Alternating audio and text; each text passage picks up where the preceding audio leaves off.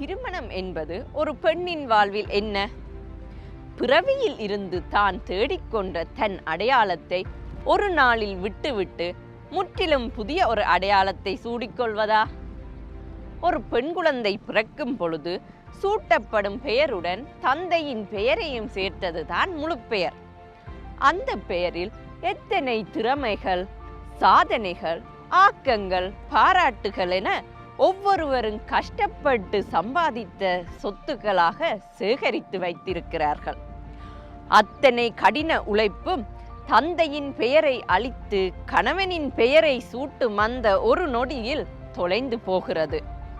பெற்ற சான்றிதழ்களில் வேணுமானால் பெயரை மாற்றிக்கொள்ளலாம். ஆனால் உங்களின் பெயரிலோ உங்களை பற்றியோ வந்த ஒவ்வொரு ஆக்கத்திலும் மாற்றங்களை கொண்டு வர முடியுமா? உதாரணத்திற்கு, கூகுளில் உங்கள் பிறவி பெயரில் தேடும் பொழுது கிடைக்கும் அத்தனை பதிவுகளும் உங்கள் திருமண பெயரில் தேடும் பொழுது கிடைக்குமா? திருமணம் என்பது ஒவ்வொரு பெண்ணின் அடையாளத்திற்கும் மெருகூட்டுவதாக அமைய வேண்டும்.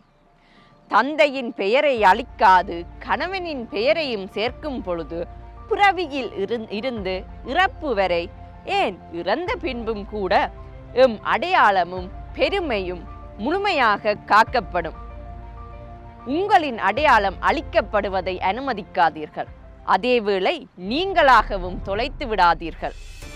I still have my identity and you